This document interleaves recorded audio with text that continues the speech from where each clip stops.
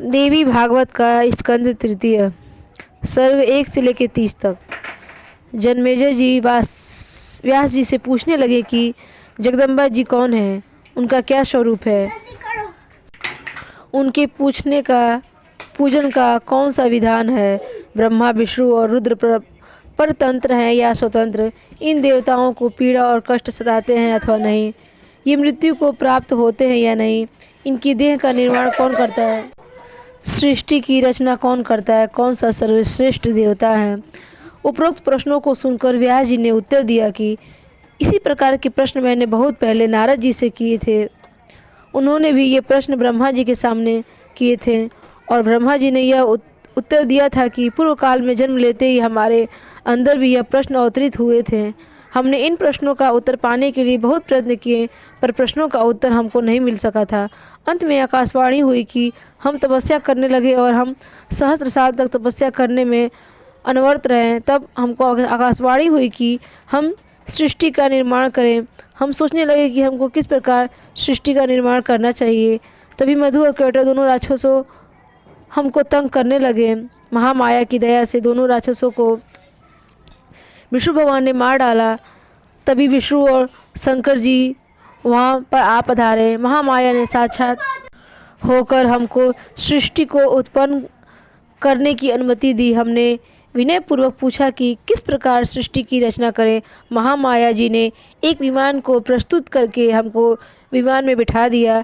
विमान उड़ने लगा और हम तीनों ब्रह्मा विष्णु महेश विभिन्न भांति के सुंदर लोगों को निहारते हुए उस स्थान पर जा पहुँचे जिस स्थान पर कि सहस्त्रों सूरज की किरणों से प्लावित, सहस्त्रों मुख, हाथ, चरण कमलमयी एक मनोरम देवी जी की प्रतिमा विराजमान थी। विष्णु जी बोले कि यही महामाया सबकी बीजों को प्राप्त कर प्रलय में कीड़ा करती है। हम तीनों मूर्ति के निकट पहुँचे। सहस्त्रों देवी स्वरूप सुंदर कपड़े और अलंकार पहने हुए उस प्रतिमा की सेवा में रत थे। उसके निकट पहुँचते ही हम तीनों भी स्त्री के रूप में परिवर्तित हो गए और अनवरत ही उस देवी की प्रतिमा की सेवा करने लगे। 100 साल उपरांत हम तीनों ने उसकी अलग अलग आराधना करने पर उनको प्रसन्न किया और तब साक्षात रूप में प्रकट होने के उपरांत उसने हम तीनों को ही अलग अलग शक्तियाँ प्रदान की। स्वरूप में हम तीनों के सहस्त्रजन पालन संहार परस्पर करने की आज्ञा प्रदान की। उस द्वीप का नाम मणिद्वीप था। महामाया जी बोली, यदि आदि शक्ति और ब्रह्मा में कोई भी अंतर अथवा भिन्नता नहीं है, दोनों एक ही हैं, उस उत्पादन के कण द्वैत रूप अवश्य ही हो जाता है, किंतु वह है अद्वितीय ही। जिस तरह से दीपक तेल द्वारा रुई अलग अलग रूपों में होते हुए भी रोशनी देते वक्त तीनों मिलकर कार्य संपन्न करते हैं, उसी तरह तीन गुण अलग अलग होने पर भी सृष्टि के नियम में एक साथ मिलकर ही कार्य संपादित करते हैं।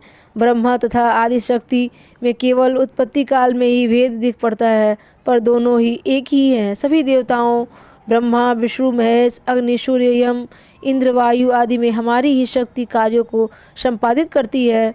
हम हर एक में रमे हुए हैं। बिना हमारी शक्ति के कोई भी कार्य कोई भी देवता संपादित नहीं हो सकता। जिस समय कोई देवता अपना कार्य संपन्न नहीं करता तो यह कहावत है कि आता है कि वह शक्ति से रहित है। अब आप तीनों विभिन्न कार्य संपादित करें। सरस्वती को ग्रहण कर ब्रह्मा जी उत्पत्ति या सृजन का कार्य संभालें। लक्ष्मी जी की शक्ति को ग्रहण कर विष्णु जगत के पालन और रक्षा का भार ग्रहण करें और गौरी को लेने के उपरांत शंकर जी संहार और लोक कल्याण का कार्य संपादित करें। जिस समय दुष्टों को दंड देने और विश्व के संकट दूर करने के कार्य संपन्न करने होंगे, उस समय विष्णु जी अनेकों प्रकार के अवतार लेंगे। जो भी प्राणी तुम तीनों देवताओं में भिन्नता मानेगा उसका हित न होगा। अब तीनों देवता यथाक्रम से सृष्टि का सृजन करें।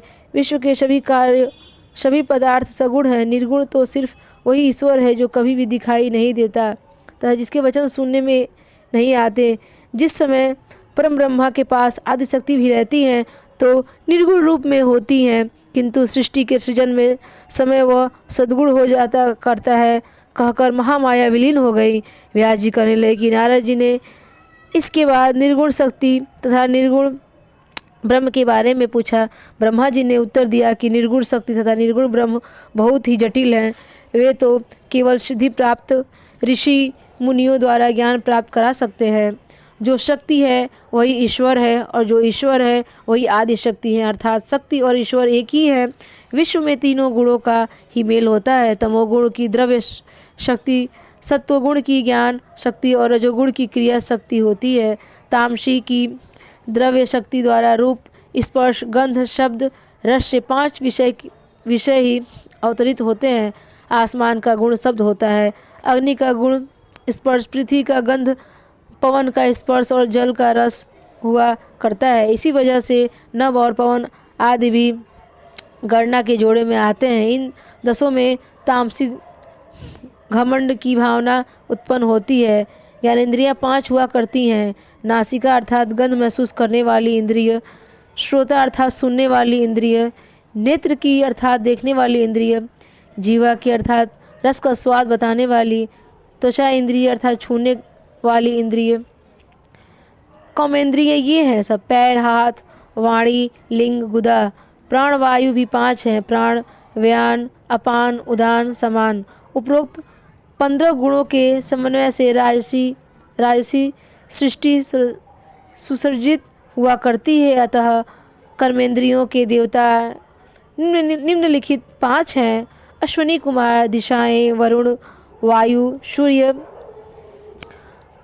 मन के 4 देवता होते हैं, क्षेत्रज्ञ, चंद्र, रुद्र, ब्रह्मा। इस प्रकार मन आदि उपरोक्त के समन्वय में 14 गुणों को सात्विक सृष्टि का सृजन होता है। ईश्वर के 2 रूप हैं, इस सूक्ष्म स्थूल वह होता है जो कि गोचर होता है और जो सब जगहों पर व्याप्त रहता है, वह सूक्ष्म होता है।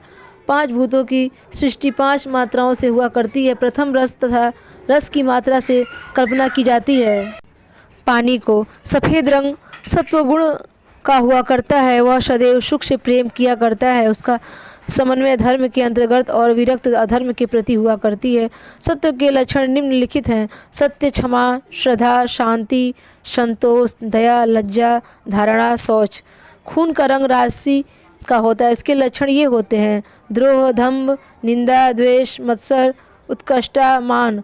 काला रंग तमोगुण हुआ करता है, इसके लक्षण ये हैं: डर, नींद, मोह, वसाद, आलस्य, अज्ञान, गरीबी, विषमता, द्वेष, दृष्टि, गुस्सा, कुटिलता, कृपणता, वाद विवाद। विश्व में अकेला गुण कहीं भी व्याप्त नहीं रहता, बल्कि तीनों गुण मिलकर रहते हैं। पुण्य, दान और तीर्थ यात्राएं तभी फलीभूत होती हैं जबकि काम, क्रोध, मद, लोभ, द्वेष, मोह, जलन, अहंकार और अशांति का लेश मात्र भी शरीर में न रहे। ना कोई बीच उपरोक्त दोषों को बिना त्यागे सफल कोई न हुआ और न होगा।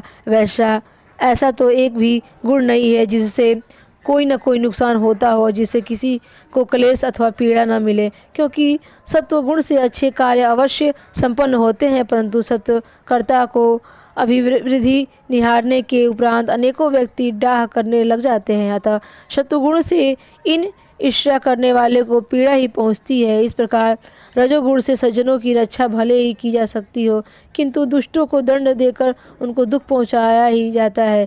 इसलिए गुणों के संबंध में अधिक सोचा विचारना न करके आदि शक्ति महामाया के माध्यम में रत रहना चाहिए। महामाया के पूजन में ही मानव मात्र का कल्याण है।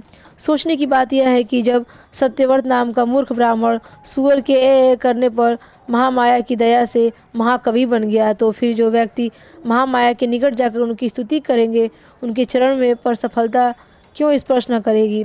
व्यास जी ने आगे कहा, बहुत पहले बहुत से मुनि और ऋषि नैमिषारण्य में निवास करते थे। कालांतर में भ्रमण करते हुए लोमशी जी वहाँ आ निकले। ऋषि मुनियों में इस संबंध में वाद विवाद हो रहा था कि कौन सा देवता शीघ्र प्रसन्न होकर मन चाहे वस्तु प्रदान करता है।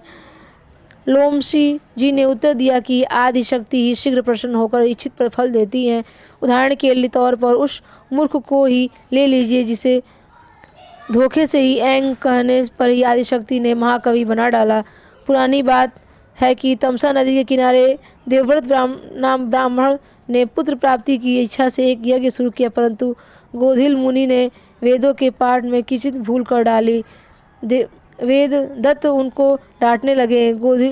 गोभिल ने गुस्से में भरकर ब्राह्मण को श्राप दिया कि तेरा बेटा महामूर्ख उत्पन्न होगा।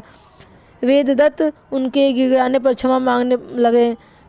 गोभिल ने खुश होकर कहा कि तेरा बेटा जन्म से तो महामूर्ख जन्मेगा, लेकिन किंतु बाद में महादेवी की दया से महाकवि बन जाएगा। यह यज्ञ संपन्न करने के उपरांत निश्चित समय उपरांत देवदत्त को यहाँ एक पुत्र ने जन्म लिया, जो बड़ा होने पर महामूर्ख ही निकला। समाज के डर से देवदत्त ने उसे घर से निकाल दिया। दुखी होकर पुत्र जंगल में जाकर निवास करने लगा। वह सदा सच बोला करता था, अतः वनवासी ने उसका नाम सत्यव्रत रख दे छोड़ा। कालांतर में ये एक बहेलिया ने एक जंगली सुअर में बाण मारा, जिससे सुअर वहाँ से घायल होकर उपरांत सत्यव्रत के सामने होकर खड़ा होकर दौड़ने लगा और कुछ देर बाद एक झाड़ी में जा छिपा। कुछ देर बाद बहेलिया वहाँ आया और सत्यव्रत से पूछने लगा कि आप सदैव सत्य बोलते हैं, अतः सत्य बता दे, सुअर किधर छिपा है, क्योंकि मेरा और मेरे बाल बच्चों का जीवन सुअर पर आधारित है। सत्यव्रत सोचने लगे कि अगर वे सत्य बोलते हैं तो सुअर के प्राण संकट में पड़ते हैं, और अगर झूठ बोलते हैं स्वयं उनका सत्यव्रत खंडित हो जाएगा। अतः वे एंग एंग करने लगे।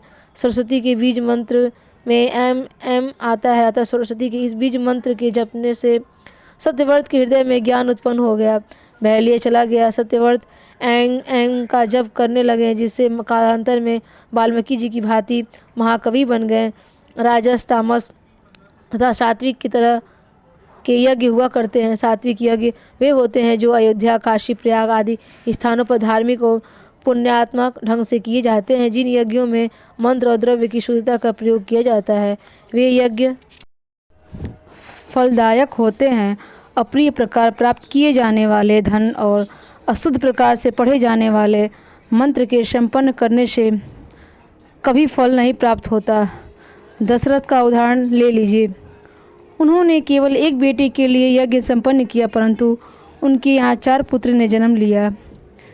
द्रोणाचार्य से प्रतिशोध लेने के लिए द्रुपद ने यह यज्ञ किया, जिसके कारण उन्हें द्रौपदी और धृष्टद्युम्न प्राप्त हुए। जो यज्ञ विधि पूर्वक संपन्न नहीं किए जाते, उसका फल उल्टा ही निकल देगा। केवल इसी कारण से राजसूय यज्ञ संपन्न करने के उपरांत भी पांडवों को वनवास भोगने पड़े। जन्मेजय जी पूछ उठे, विष्णु भगवान ने कब, कहाँ और किस प्रकार यज्ञ संपन्न किया था? व्यास जी ने उत्तर दिया, पूर्व काल महामाया की अनुमति से धरती और पहाड़ आदि को निमित्त किया गया। ब्रह्मा, नारद, वशिष्ठ, मरीचि, ददश, अत्रि, क्रतु, पुलह, पुलस्त्य आदि को मन से जन्म दिया गया। कश्यप जी मरीचि जी के उत्पन्न हुए, जिनके द्वारा दक्ष कन्याओं में पशु पक्षी तथा मानव की उत्पत्ति हुई। ब्रह्मा से मनु शतरूपा प्रकट हुए, जिन्हें प्रसूति, आकृति और देवहूति पुत्रियों को तथा उत्पानपाद और प्रियव्रत आदि पुत्रों को जन्मा। इंद्रपुरी और ब्रह्मलोक आदि की सृष्टि समेरु पहाड़ पर हुई। शंकर जी ने कैलाश और विष्णु जी ने वैकुंठ को गढ़ लिया। सागर मंथन द्वारा पारिजात, चंद्रमा, ऐरावत, रंभा, धन्वंतरी, उच्चैश्रवा तथा अमृत आदि निकाले। देवता, नीलगर्त और मानव आदि से विश्व प्लावित हो गया। 4 तरह की सृष्टि जरायुज, उद्भिज, अंडज, स्वदेज सब स्थानों पर रम गई। कालांतर में मणिद्वीप में विष्णु जी का महामाया को प्रसन्न करने के लिए यज्ञ करने का निश्चय किया और ब्रह्मा तथा शिव को एकत्रित कर लिया। यज्ञ संपन्न किया गया। महामाया ने प्रकट होकर वरदान दिया कि विष्णु भगवान सब देवताओं में पूज्य और सर्वश्रेष्ठ बने और राक्षसों से देवताओं तक धर्म की रक्षा करेंगे। वरदान ने सबों को प्रसन्न किया। जन्मेजय जी बोले कि देवी का महात्म्य सुनाइए। व्यास जी ने उत्तर दिया, आरंभ काल में ध्रुव संधि नाम के एक पराक्रमी और प्रजापालक राजा अयोध्यापुरी में हो चुके हैं। उनकी 2 रानियां मनोरमा और सुदर्शन तथा लीलावती के गर्भ से शत्रुजीत नाम के 2 बेटे उत्पन्न हुए। जब राजा खेत के लिए गए तो बाघ ने राजा को मार डाला।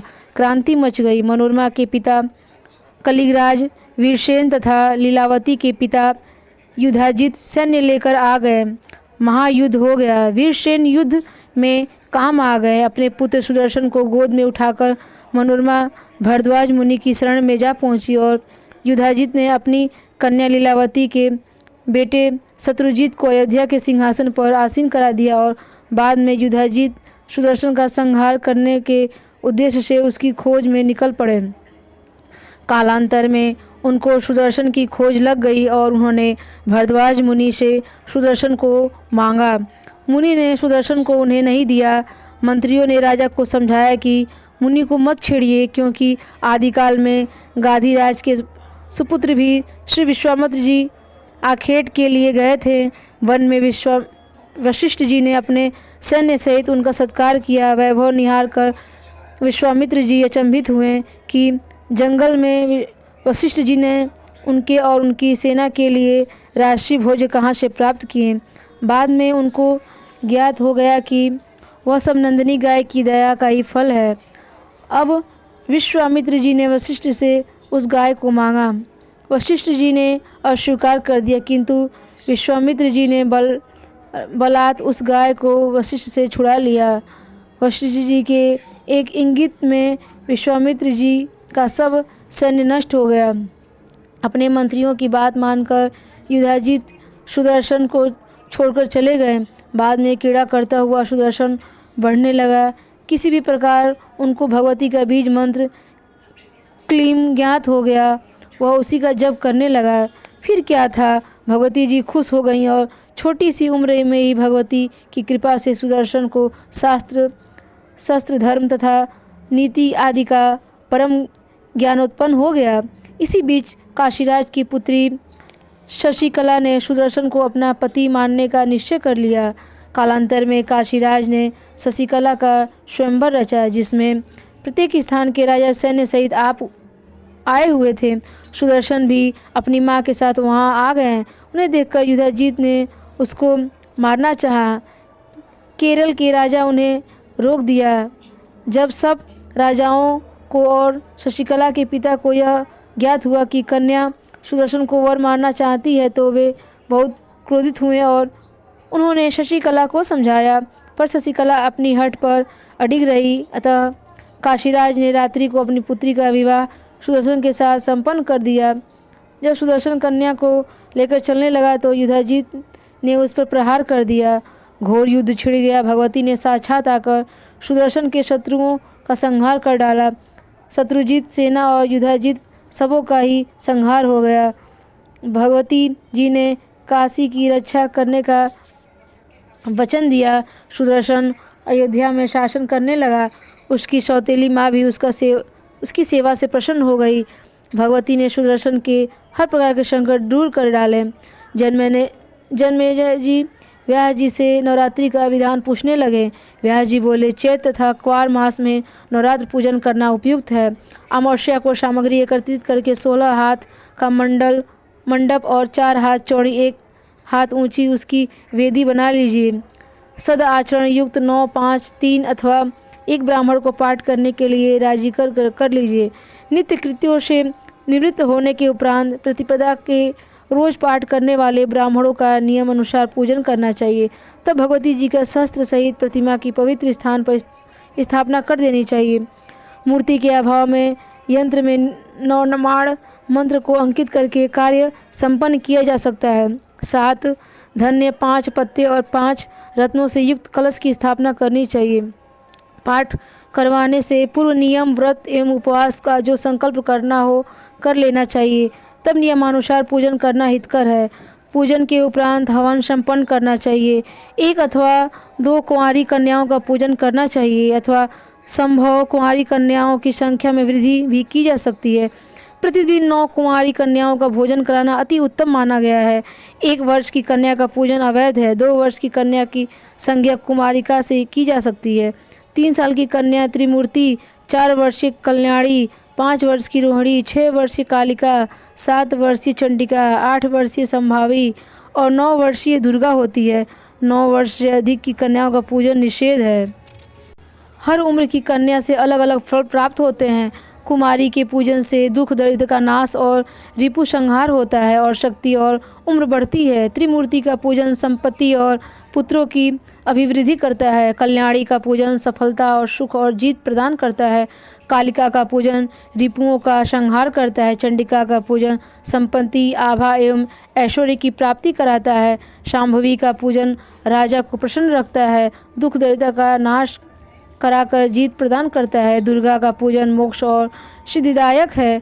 पूजन समय श्रीरस्तु शब्द को उच्चारित करना चाहिए। प्रत्येक कन्या पूजन योग्य नहीं हुआ करती। नीचे लिखी हुई कन्याओं को भी कभी नहीं पूजना चाहिए। 1 वर्ष की कन्या, रजोदर्शन वाली कन्या, बिना अंग वाली, कानी, अंधी, लूली, कोण या घाव युक्त, कुरूप, रोहिणी तथा संभव प्रतिदिन ही पूजन करना चाहिए। अगर धन भाव के कारण प्रतिदिन पूजन न कर सके तो अष्टमी के दिन पूजन कर देना चाहिए। नवरात्रि में उपवास न रख सके तो सप्तमी, अष्टमी और नवमी को तो व्रत और पूजन करना चाहिए।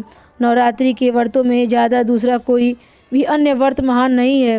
नवरात्रि में व्रत रखने से भगवती जी प्रसन्न होती हैं और मन मांगा फल प्रदान करती हैं। आदि काल में एक बहुत ही दरिद्रवान सुशील नाम के वैश्य ने नवरात्रि व्रत रखकर भगवती की दया से महान ऐश्वर्य और परम पद प्राप्त किया था। नवरात्रि के व्रत के प्रताप से ही श्री राम ने रावण का संहार किया था। जिस समय कैकेयी के हठ के कारण श्री राम अपने लघु भ्राता लक्ष्मण और पत्नी सीता सहित वनवास को गए तो उस समय अपने छल से रावण का सीता को चुरा ले गया। राम बहुत पीड़ित हुए। नारद जी वहाँ आए और उन्होंने उनको नवरात्रि में व्रत रखने का उपदेश दिया और उन्होंने श्री राम को बतलाया कि सीता जी पिछले जन्म में मुनि पुत्री थी। रावण ने उन्हें बलात् सताया था। उस समय कन्या ने रावण को श्राप दिया कि कन्या वजह से ही रावण का संहार होगा। वही कन्या अब इस जन्म में सीता के स्वरूप में जन्मी है।